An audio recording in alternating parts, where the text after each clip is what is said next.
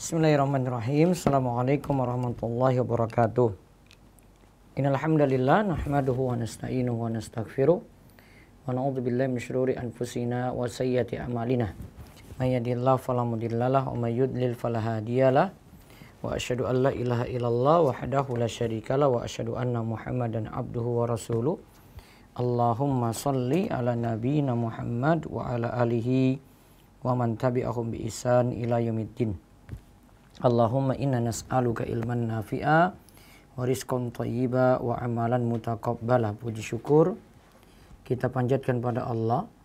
Salawat dan salam semoga tercurah pada Nabi besar, Nabi agung, Nabi kita Muhammad sallallahu alaihi wasallam. Pemirsa sekalian yang semoga senantiasa dirahmati oleh Allah, pada kesempatan malam ini kita akan kembali mengkaji Kitabul Buyu' dari Bulughul Maram.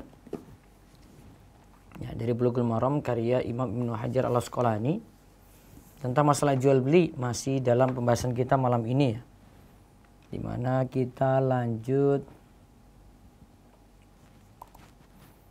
kalau kemarin hadis 819, sekarang 820-21.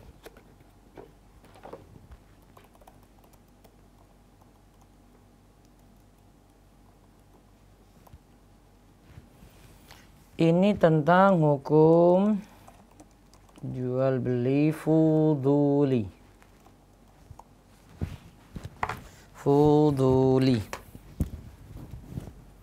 Nanti sebentar ya di Instagram.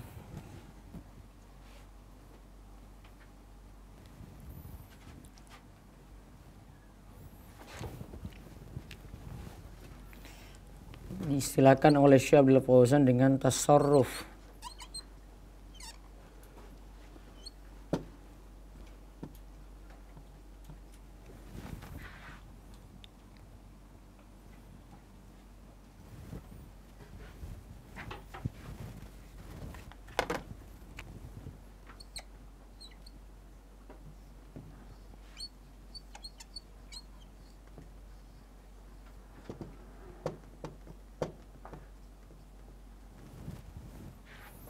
Tasarruf al-fuduli, transaksi fuduli.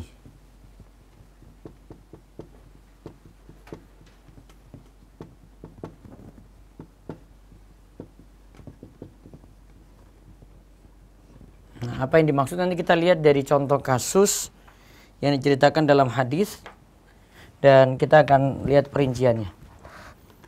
Saya bacakan dulu teks hadisnya. An Urwata al-Bariki radhiyallahu anhu anna Nabiy sallallahu alaihi wasallam a'tahu dinaran yashtari bihi udhiyatan aw syatan fashtara syataini faba ihdahuma bidinarin fa'atahu bisyatin wa dinarin fada'alahu bil barakati fi bai'ihi fakana law ishtara turaban la rabiha fihi. Rawahul khamsatu ila Nasa'iyya wa qad akhrajahu al-Bukhari dimna hadisin wa lam yasuq lafzuhu wa awrada lahu Tirmidzi syahidan min hadisi Hakim bin Hizam. Ya, silakan dibaca. Terjemahan hadis berapa, Ustaz? Hadis 843.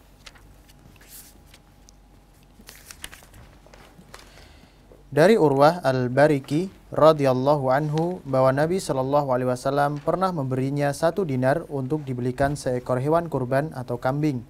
Ia membeli dengan uang tersebut 2 ekor kambing dan menjual salah satunya dengan harga 1 dinar. Lalu ia datang kepada beliau dengan seekor kambing dan 1 dinar. Beliau mendoakan agar jual belinya diberkahi Allah, sehingga kalaupun ia membeli debu, ia akan memperoleh keuntungan. Diriwayatkan oleh Imam 5 kecuali An-Nasa'i. Al-Bukhari meriwayatkan hadis tersebut dalam salah satu riwayatnya, namun lafadznya tidak seperti itu.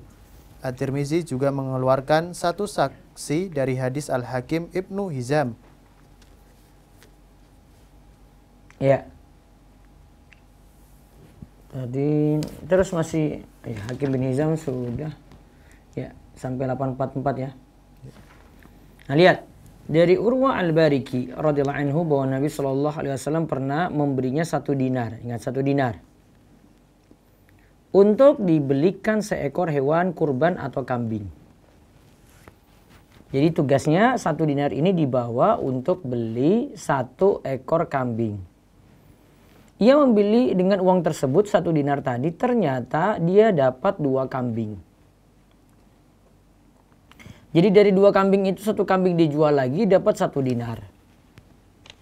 Maka ia datang kepada Nabi SAW dengan membawa 1 kambing plus 1 dinar. Namun tadi itu tidak dapat izin ya. Karena disuruh beli dengan 1 dinar kan harusnya 1 kambing ya. Tapi dia akhirnya beli 2 kambing, kemudian 1 kambing dijual lagi. Nah, yang dia jual lagi di sini sebenarnya tidak dapat izin, tapi akhirnya sudah dapat 1 kambing plus 1 dinar. Kemudian Nabi SAW itu mendoakan agar jual belinya itu diberkahi Allah. Sehingga kalaupun ia membeli debu, kata Nabi SAW, ia akan memperoleh keuntungan. Nah sekarang kita lihat tentang hadis ini. Ada namanya tasarruf al-fuduli.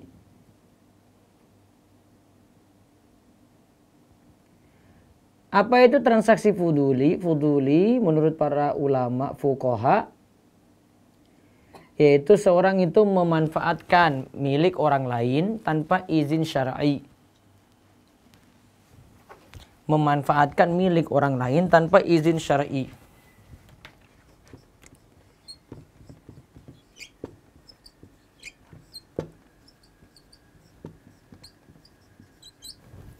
Memanfaatkan milik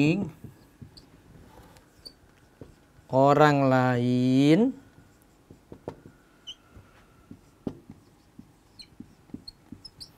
tanpa izin syar'i.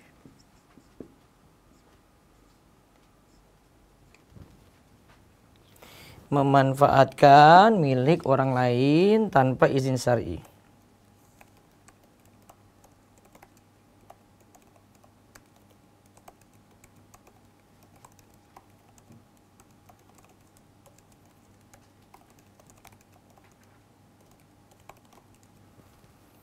Manfaatkan milik orang lain tanpa izin syar'i ya. Bentuknya bisa jadi ada pada jual beli.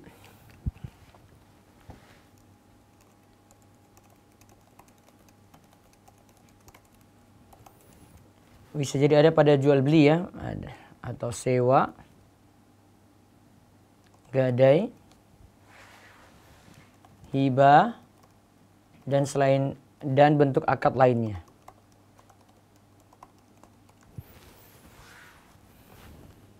Jadi bisa jadi bentuknya jual beli. Dia jualkan barang milik orang lain tanpa izin. Bisa jadi sewa. Dia sewakan barang milik orang lain tanpa izin. Kemudian bisa juga gadai. Dia gadaikan milik orang lain tanpa izin. Bisa juga hibah. Dia menghibahkan milik orang lain tanpa izin. Dan bentuk akad lainnya. Nah sekarang masalahnya kan tanpa izin orang lain. Tapi kalau dalam jual fuduli ini, jual beli fuduli ini, nantinya ada yang diizinkan setelah itu. Jadi izin datang belakangan.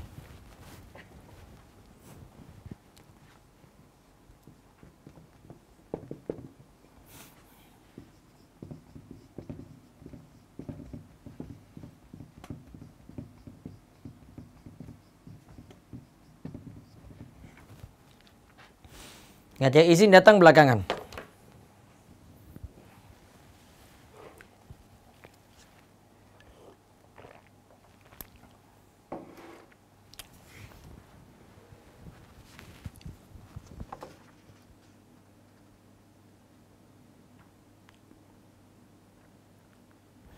Nah sekarang kalau diizinkan, bagaimana transaksi tersebut karena awal tanpa izin, akhirnya beritahu pada yang punya, maaf Pak, tadi saya sudah jualkan barangmu. Nah kalau dapat izin, jual belinya sah. Konsekuensinya ya, kalau dapat izin,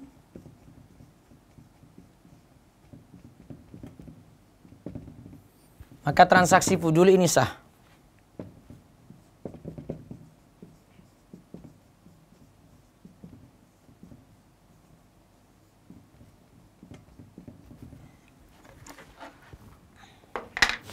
Namun kalau tidak dapat izin,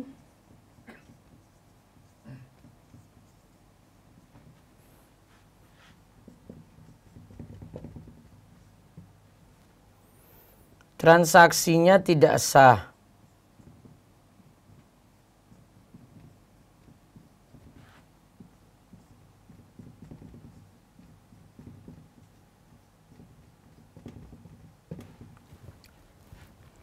Jadi tergantung izin sini loh. Tadi coba lihat dalam pembahasan kita, kan si Jabir, Urwa al-Bariki itu jual, yang tadi akhirnya dapat 2 kambing, 1 kambing kan jual itu tanpa izin. Tapi setelah itu Nabi SAW malah doakan, berarti Nabi SAW itu menyetujuinya. Maka keadaannya pertama, kalau dapat izin transaksinya sah.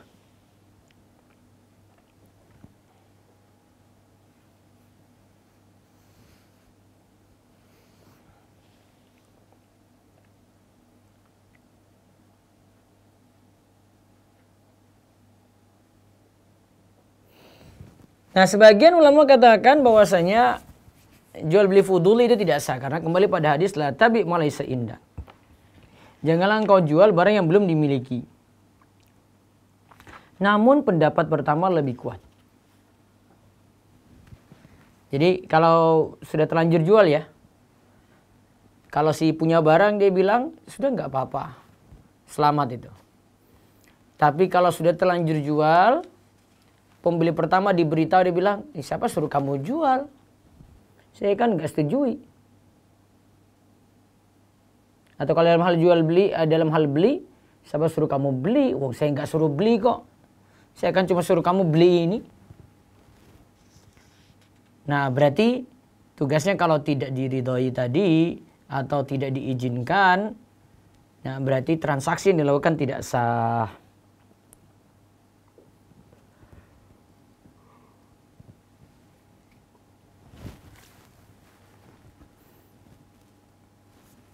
Jadi kita simpulkan ya, transaksi fuduli seperti ini ya, faedah hadis.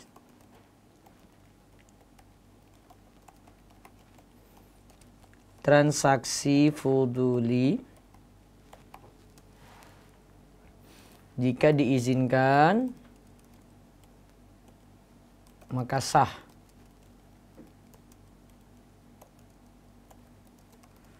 Namun jika tidak diizinkan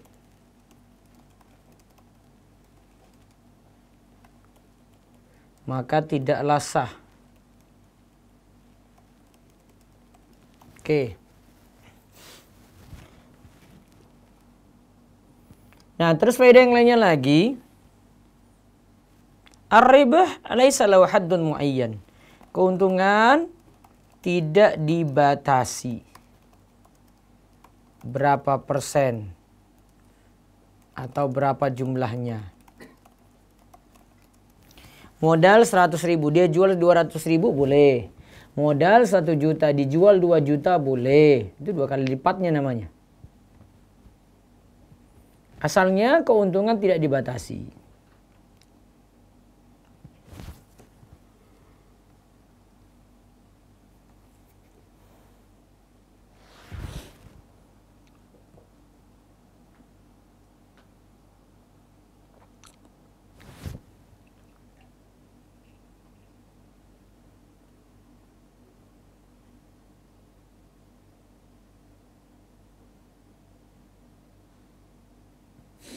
Kemudian faedah lagi yang ketiga, para ulama berdalil bahwasanya membeli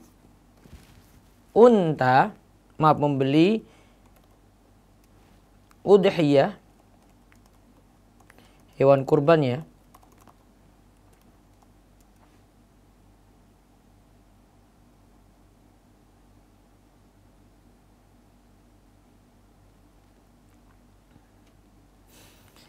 membeli udhiyah atau hewan kurban tidaklah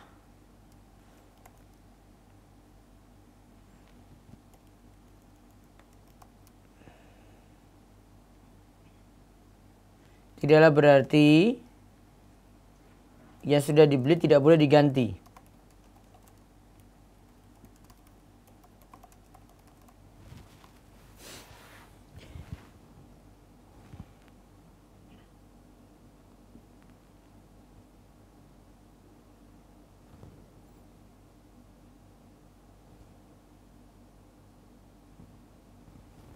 Karena bisa jadi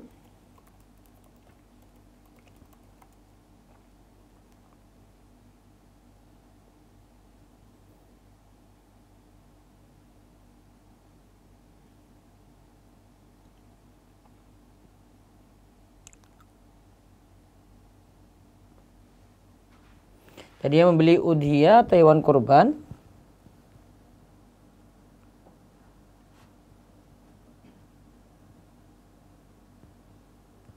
kalau sini itu bahasa Arabnya itu anasyira al-udhiyah laisa ta'yinan laha bihaitsu la tubdal.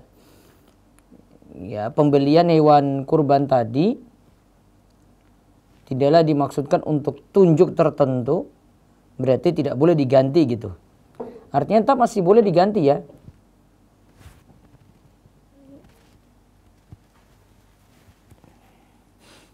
Nah, yang sudah dibeli tidak boleh diganti. Nah, yang tepat hewan kurban pun masih boleh diganti.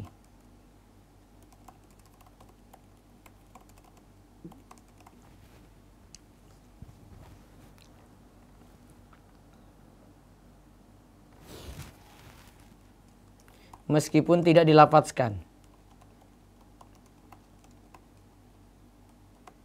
Maksud tadi itu bisa diganti karena dalam kisah kan harusnya bawa pulang 2, tapi 1 dijual. Kan awalnya untuk niatan kurban, namun setelah itu di antara 2 ini dijual. Kan belum tentu di situ tahu untuk kurban juga yang dijual ini. Maka tidak masalah.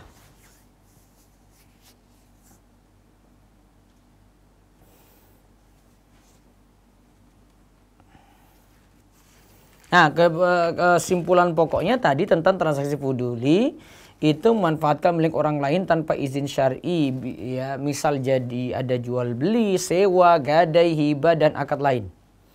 Kesimpulannya jual beli fuduli tanpa izin tadi itu boleh, asalkan dapat izin dari yang punya barang. Kalau tidak dapat izin berarti jual belinya masih bermasalah.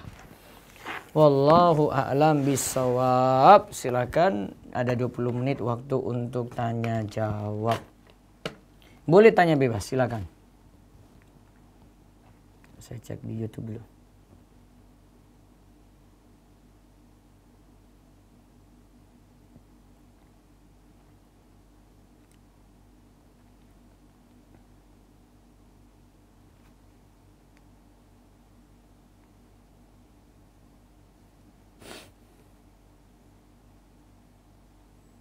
Apa itu akad ju'ala dan musyarakah? Ju'ala itu mengupai.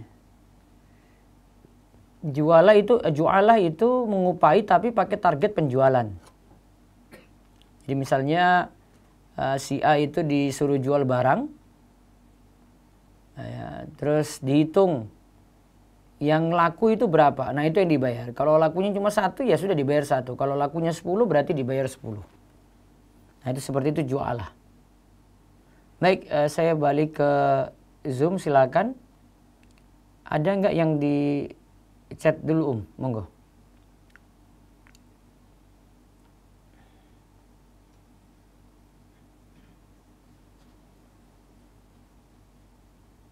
Apakah boleh menerima barang bekas dari botol miras? Barang bekas dari botol miras, kalau sudah dialihfungsikan tidak masalah. Misalnya kan sekarang botol miras dijadikan untuk isi bensin ya. Dan orang nggak nganggap itu botol miras lagi, dibolehkan. Silakan berikutnya lagi. Ustadz, saya seorang tentor les, tetapi sedang tidak ada yang les akhir-akhir ini. Ya. Pada saat membuat SIM, di bagian pekerjaan saya tulis guru. Apakah itu termasuk berbohong, Ustadz? mungkin tambahkan keterangan guru, bimbel atau les gitu ya. Itu lebih aman. Wallahu a'lam. Berikutnya lagi. Di luar tema Ustadz. Iya. Ustadz, dalam dunia psikologi ada yang namanya membaca karakter seseorang melalui tulisan tangan. Hal ini dalam Islam apakah diperbolehkan? Nah, ini secara ilmiahnya ada nyambungnya enggak? Kalau ada nyambungnya, ada sebab-sebab bisa diperkirakan dari ini, silakan. Tapi kalau tidak ada nyambungnya, nah itu jadi masalah. Berikutnya lagi. Ustadz, sisa luka yang mengering apakah termasuk penghalang masuknya air wudhu? Tidak, karena sudah bagian dari kulit ya luka tadi ya. Jadi misalnya ini ya, saya punya luka di sini terus ada yang mau kering untuk menyembuhkan luka ini ya itu masih kulit. Kulit yang jadi luka gitu, yang jadi bekas luka, boleh. Silakan lagi, masih chat dulu. Ustadz, saya mewakilkan penjualan gambar kepada website. Dalam teknik pembayaran, mereka menggunakan PayPal, kartu debit, dan kredit. Bagaimana jika pembeli menggunakan kartu kredit? Yang jual nggak tahu sebenarnya di belakang itu apa ya, karena pembeliannya masih bebas. Maka silahkan untuk ya manfaatkan hasilnya di situ, dibolehkan. Wallahu a'lam. Terus lagi satu lagi terakhir dari chat. Ustaz, apa yang dimaksud dengan akad mauquf? Apakah akad mauquf? Oh, ada di buku itu ya. Mauquf. Ya, kalau di sini disebut mauquf di ini ya, pembahasan kita itu fuduli itu disebut mauquf. Itu sama seperti jual fuduli yang tadi kita terangkan. Kalau mauquf itu secara istilah bahasa itu artinya tertahan, berhenti gitu. Tapi bahasan kita sini yang lebih tepat jual beli fuduli. Wallahu a'lam. Baik, yang di resen silakan. Baik, Umum Talita, silakan dibuka mic-nya. Baik, jazakumullah khairan. Apa Ustaz, saya izin bertanya? Ya. Ustaz, jika Anda dapat bagian tugas Ustaz untuk mengedit video kelompok dengan teman Anda lain, karena khawatir jika Anda jadi tolong-menolong dalam kemaksiatan, karena khawatirnya kan disuruh setel musik dan mengedit video yang mungkin di situ ada kawan yang belum sepenuhnya menutup aurat Ustaz. Nah, apakah boleh Ustaz jika saya menolak minta tukar tugas kepada teman saya lain, jadi teman saya nanti gantiin tugas saya aja, saya yang lain? Apakah hal ini termasuk menawarkan hal yang buruk pada teman? Karena masalahnya itu tugas kamu gitu, jadi menawarkan ke yang lainnya kena dosa lagi gitu. Ini tentang masalah kita dalam kondisi mendapati pelajaran yang sebenarnya tidak sesuai dengan prinsip kita gitu ya. Maka milih mana yang lebih ringan kalau dalam kondisi seperti itu. Misalnya saya kuliah teknik terus saya disuruh belajar filsafat. Kalau nggak belajar filsafat saya nggak bisa lulus karena itu mata kuliah wajib. Terpaksa saya belajar. Tapi sisi mudorotnya saya ambil yang paling ringan gitu. Saya ikut pelajaran tapi prinsip filsafatnya nggak dipakai. Berarti saya konsekuensinya saya harus kuatkan iman, kuatkan akidah untuk mengcounter ilmu filsafat ini. Nah, itu saya kasih contoh. Nah, bisa diterapkan seperti itu. Kalau videonya sudah kayak tersebar gitu, saya jadi editor gitu, anak takut kayak jariah gitu, Ustaz. Yang penting sudah tobat, kalau bisa videonya dihapus lebih bagus. Oh iya, kalau tersebar juga karena yang upload bukan hanya saya, Ustaz. Ya, semampunya saja. Jazakumullah khairan, Ustaz. Waalaikumsalam. Ya, berikutnya lagi silakan. Baik, Ukti Rizka. Iya, Ustaz, izin bertanya. Ya, silakan. Ustaz, saya kan mau beli software original, Ustaz. Ya. Tapi saya agak sedikit ada kesulitan saat verifikasi data kalau beli lewat website resminya. Terus saya cari-cari lewat toko komputer itu kan ada, Ustaz. Nah, di sini cuman penjualnya itu bilang kalau license software yang dia jual itu original. yang mana dia bilang katanya nanti kita akan aktivasi dulu license-nya ke web resminya baru bisa digunain softwarenya. Tapi setelah saya lihat kemasan produknya itu ternyata di situ itu tercantum stiker OEM gitu Ustaz yang dibuat dari sampelnya. Itu kalau untuk software kayak gitu OEM itu termasuk ori juga atau gimana Ustaz? Boleh nggak Ustaz beli produk seperti itu? Tadi sudah ada di website yang asli. Terus Cuman saya pribadi udah berulang-ulang kali masukin data pembayaran itu nggak bisa gitu Ustaz. ini pembayarannya pakai apa? Debit Debit. ya, jadi dimasukin nomor debitnya, cuman dari websitenya itu infonya itu nggak terdaftar terus Ustaz, dan saya masih nggak ngerti itu salahnya di mana. Makanya saya carinya lewat toko komputer. Nah di toko komputer ada yang seperti itu Ustaz, yang OEM itu. Caranya gimana tuh komputer itu? Dibajak juga? Nah saya nggak tahu OEM itu termasuk bajakan ya Ustaz, apa ori juga? Soalnya banyak yang bilang katanya OEM yang software yang saya maksud itu sama aja kayak ori Ustaz. Nah makanya saya bingung. Coba cari tahu dulu. Cari tahu dengan yang pasti, saya belum paham ini ya. Itu ori apa bukan? Kalau misalkan license-nya itu misalkan yang dia jual nih OEM tuh Ustaz, tapi step by step-nya itu tetap ada verifikasi dari lewat web resminya gitu Ustaz. Itu boleh nggak Ustaz beli produk seperti itu? Boleh. Boleh ya. Yang penting dia terverifikasi dulu di website resmi. Iya, betul. Ya. Baik Ustaz, terima kasih Ustaz jawabannya. Terus yang berikutnya lagi. Umu Yasmin, silakan dibuka mic-nya. Assalamualaikum Ustaz. Waalaikumsalam warahmatullahi wabarakatuh.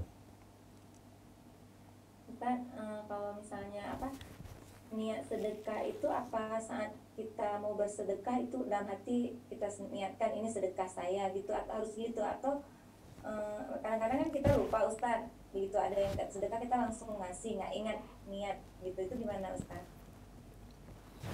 Nggak ingat niat. Iya, maksudnya apa saat kita bersedekah harus di hati kita niat ini sedekah saya, atau nggak ingat kita niat langsung kita ngasih, itu udah dihitung sedekah nggak? Iya, kalau kan sudah ada keinginan, masa nggak ada keinginan tadi Bu? Itu sudah keinginan namanya, sudah niat berarti. Iya. Niat kan artinya al-qasdu. Ibu nggak ada niat itu ketika sudah nggak waras lagi. Paham nggak? Kalau orang nggak waras itu nggak bisa niat. Apa yang dibingungkan dengan niat Bu? Iya, makanya saya mau memastikan Ustaz, apa saat kita ngasih sedekah itu harus ini dulu gitu. Ketika ibu keluarkan itu sudah ada niat di situ. Itu maksudnya niatnya itu al-qasdu, keinginan. Oh. Kehendak gitu. Oh. Gitu ya? Nah, Ustaz. Terus gini Ustaz, kan kalau misalnya kita mau membersihkan harta misalnya dari riba gitu kan Ustaz, itu kan harus nggak boleh ke masjid gitu, harus ke orang yang membutuhkan gitu kan Ustaz. Nah, kadang kan kalau yang sedekah itu gampang, ada masjid tinggal ngasih ke masjid. Nah, kalau ini kan harus kalau untuk membersihkan harta dari riba itu kan kita harus nyari orang yang membutuhkan Ustaz. Nah, kadang kan saat ada orang yang minta-minta itu kita langsung ngasih, tapi kita nggak terpikir itu dari uang riba tadi. Itu gimana? Kalau yang mengemis itu kelihatan masih sehat, kuat, bisa kerja, jangan dikasih. Gitu ya. Kecuali kalau dia kelihatan tidak kerja gitu, maka kita hukumi secara lahiriah saja Bu. Gitu ya. Iya, baik. Cukup. Ganti Bu. Satu lagi Ustaz. Cukup. Nanti gak berhenti Bu. Satu terakhir, gak boleh nanya lagi. Oh, baik. Sudah 3 nih, kasihan yang lain. Iya, jazakallah. Ya, berikut lagi.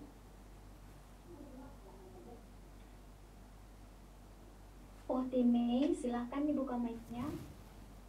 Ya, Assalamualaikum warahmatullahi wabarakatuh, Pak Ustadz. Waalaikumsalam warahmatullahi wabarakatuh. Mau tanya di luar, Iya, silakan. iya mau tanya di luar tema yang kemarin, Iya. yang tentang ular tangga itu. Alhamdulillah suami menerima, cuman muncul pertanyaan dari anak sama suami itu, jadi permainan yang udah dikasih sama nenek ini tuh yang udah kita punya ini tuh baiknya diapain gitu? Nggak dipakai lagi, ganti dengan yang lain. Dibuang gitu atau di? Ya, itu sih kalimat saya itu. Tapi saya nggak enak ungkapkannya gitu. Iya. Kita juga soalnya bingung kalau disimpan juga dibuang. Ya nggak apa-apa. Iya. Nggak apa-apa ya. Nggak apa-apa. Iya baik. Oh iya baik Pak Ustadz. Ya terima kasih. Assalamualaikum warahmatullahi wabarakatuh. Waalaikumsalam warahmatullahi wabarakatuh. Silakan lagi yang berikutnya. Galaxy A3, silakan dibuka mic-nya. Halo, Assalamualaikum. Iya, waalaikumsalam warahmatullahi wabarakatuh. Izin bertanya di luar tema, Ustaz. Iya. Jadi gini, Ustaz. Beberapa waktu yang lalu, saya kan ikut seleksi perangkat desa. Iya. Nah, terus qadarullah begitu tes, saya dapat peringkat 2. Nah, karena yang dibutuhkan cuma 1, jadi saya nggak lolos. Jadi yang jadi itu yang peringkat pertama. Nah, qadarullah juga, setelah tes itu, saya menemukan ada kecurangan, Ustaz. Iya. Nah, indikasi kecurangan terus saya laporkan ke panitia, karena saya pikir, wah kalau misalnya biar nggak ribut gitu loh. Terus begitu dilaporkan ke panitia, panitia juga mengakui bahwa memang ada kecurangan gitu loh. Nah, terus panitianya tanya kayak gini sama saya, maksudnya Mas apa ngelaporin kayak gini? Ya nggak bermaksud apa-apa sih, saya cuma pengen biar kedepannya itu nggak ada kejadian seperti ini lagi gitu loh. Nah, terus si panitianya itu terus bilang sama saya, gini aja Mas, nanti kan beberapa bulan ke depan akan ada pemilihan lagi sebagai gantinya. Nah, nanti Mas yang akan dijadikan. Nah, panitianya bilang seperti itu. Nah, terus saya gimana, harus gimana gitu? Nggak usah. Nggak usah ya? Nggak usah. Oke. Nggak usah kejar yang curang tadi, nggak usah kejar yang baru lagi. Oh gitu. Iya, itu sudah apa ya, lingkungan yang jelek, saya sudah feelingnya seperti itu. Kasihan Bapak nanti. Bapak orang-orang baik nanti berada di lingkungan jelek, malah nanti ikut jelek saja. Iya. Jadi pertimbangannya kayak gitu. Iya. Pertanyaan kedua tentang waris, Ustaz. Iya. Nah, ini kan bapak saya sudah meninggal, udah beberapa tahun yang lalu. Nah, terus begitu meninggal, karena saya juga belum tahu bahwa warisan itu kalau misalnya orang sudah meninggal itu harus segera dibagi terus, Ustaz. Nah, jadi belum dibagi ya. Qadarullah juga 1 hari setelah bapak saya meninggal, si Mbah Putri meninggal. Jadi si Mbah Putri meninggal setelah bapak saya meninggal. Nah, itu juga saya belum tahu kalau misalnya Papa masih jahil gitu loh masalah warisan bahwa harus seperti bagi. Iya. Nah, qadarullah juga beberapa tahun, 2 tahun kemudian kakak pertama saya meninggal. Iya. Tapi belum dibagi juga. Setelah kakak saya pertama meninggal, itu baru saya baca-baca, dengerin pengajian, baru tahu bahwa yang namanya waris itu harus segera dibagi. Dan ternyata kalau misalnya bapak saya meninggal ternyata mendahului si Mbak Putri, maka si Mbak Putri juga dapat gitu loh.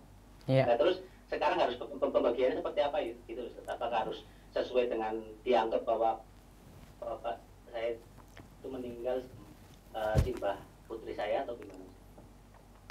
Ini mau manut syariat nggak? Kalau nggak mau manut syariat, saya nggak usah jawab. Syariat. Manut syariat. Keluarga bagaimana? Oke, nggak masalah sih kalau keluarga. Keluarga nggak masalah. Kalau begitu, saat orang tua meninggal, hitung siapa yang berhak dapat waris.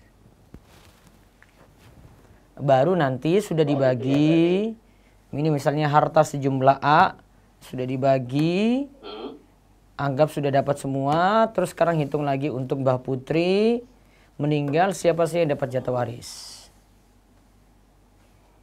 Iya. Sudah dapat lagi, terus baru yang ketiga.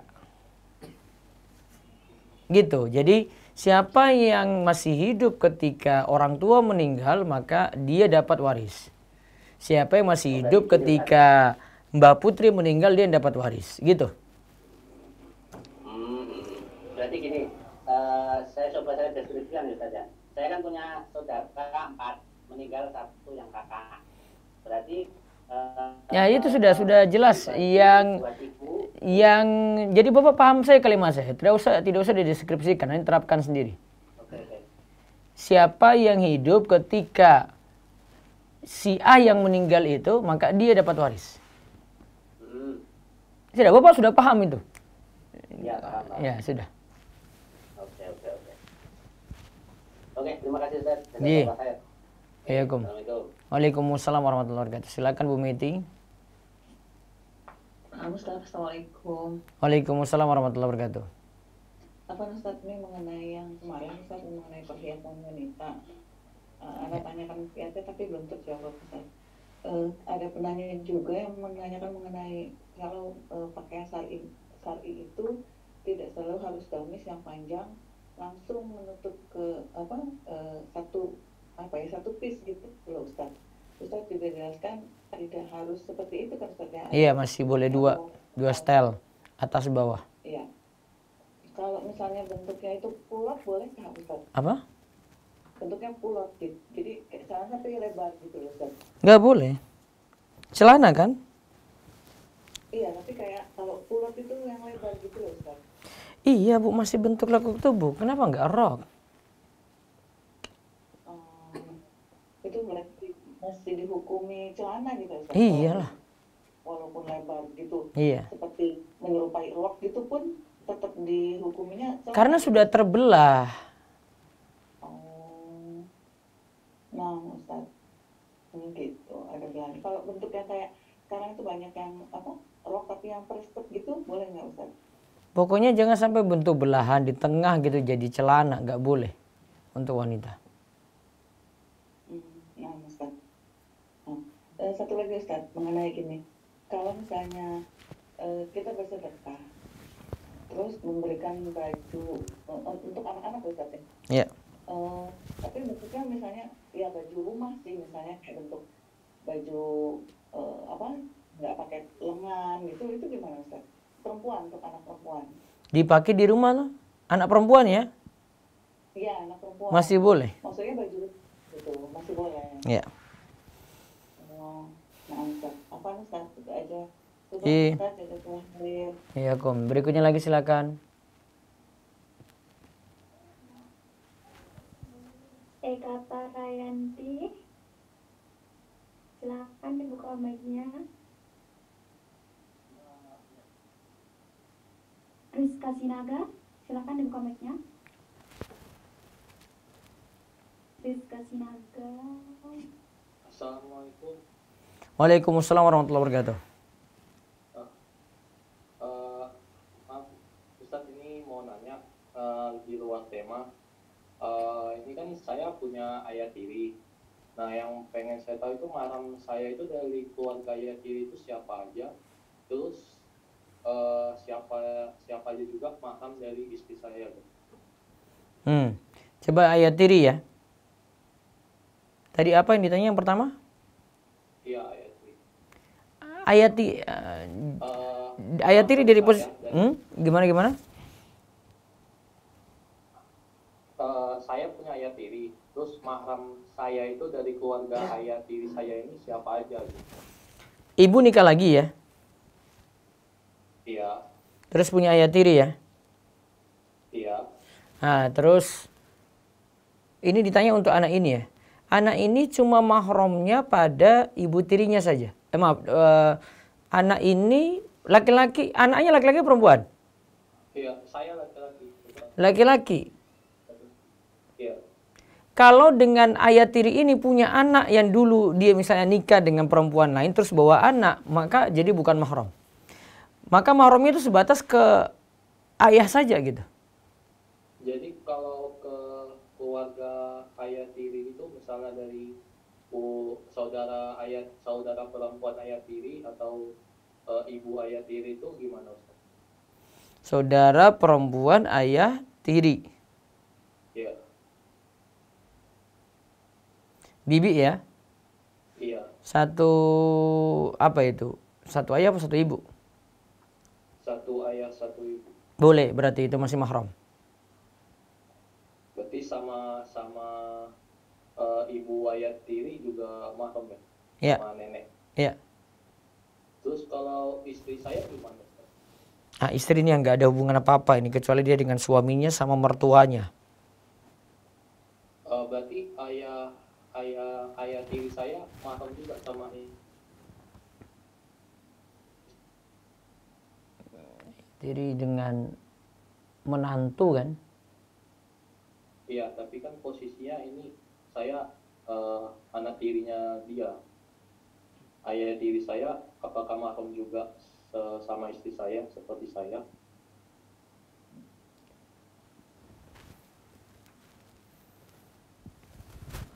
Anak putrinya kan? Yang ditanya ini? Enggak, maksudnya gimana Ustaz? Yang terakhirnya apa maksudnya? Istri saya, apakah istri mahram juga dengan ayah tiri saya? Dia panggil apa ya? Mertua, tapi mertua tiri. Dengan istri. Dia panggil menantu enggak? Ya bahasa kita menantu. Tapi ini dari ayah tiri.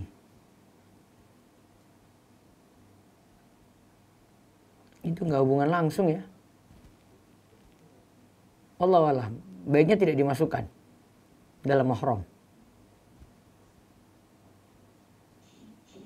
Baik Ustaz, mau nanya satu lagi Ustaz. Iya.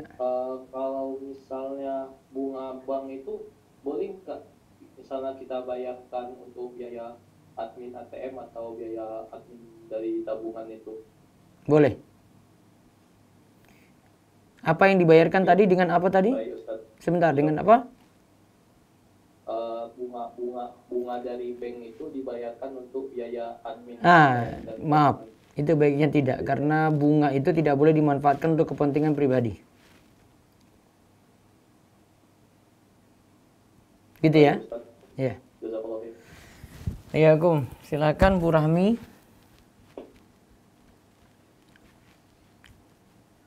Silakan Bu Rahmi. Baik, dia bisa. Bu Eka silakan.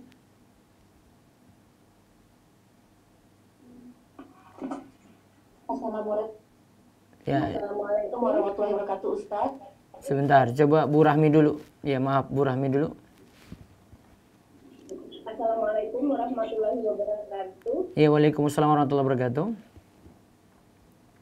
Pak Ustaz, saya mau nanya nih, nanti kan di akhirat kita kan sama-sama bertemu dengan suami atau istri di dunia ya. Yang saya mau nanyakan Pak Ustaz, kalau misalnya ya suami kita meninggal, terus kita menikah lagi, yang saya ininya kalau di akhirat nanti kita ketemunya dengan suami kita yang pertama atau yang maksudnya yang berikutnya, begitu pula sebaliknya misalnya istri yang dulu meninggal terus suami kawin lagi, itu gimana ya Pak Ustaz? Saya belum menemukan jawaban ini, saya harus kaji dulu. Setiap kali ditanya kayak gini saya belum bisa jawab. Oh ya. Terus bisa saya nanya lagi Pak Ustaz? Iya. Gimana ya Pak Ustaz, kalau hukumnya kerja di perusahaan saham, contohnya saham emas tapi tidak berwujud, apakah itu berkah atau gimana ya? Tidak Bu. Emasnya tidak berwujud, masalah di situ, tidak yadan biyadin, nggak boleh.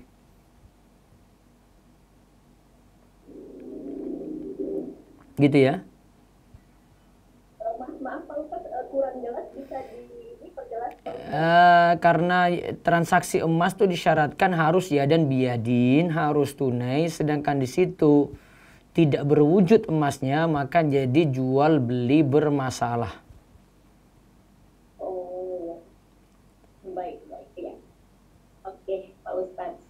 Ya. Silakan yang terakhir dari Bu Eka, monggo. Assalamualaikum Ustaz. Ya, waalaikumsalam warahmatullahi wabarakatuh. Nah ini maaf, apa ini di luar materi, anak cuma menanyakan ini. Anak punya keponakan, dia itu tinggalnya di Bogor. Kemudian dia itu di kuliah, dia kuliahnya di Surabaya. Itu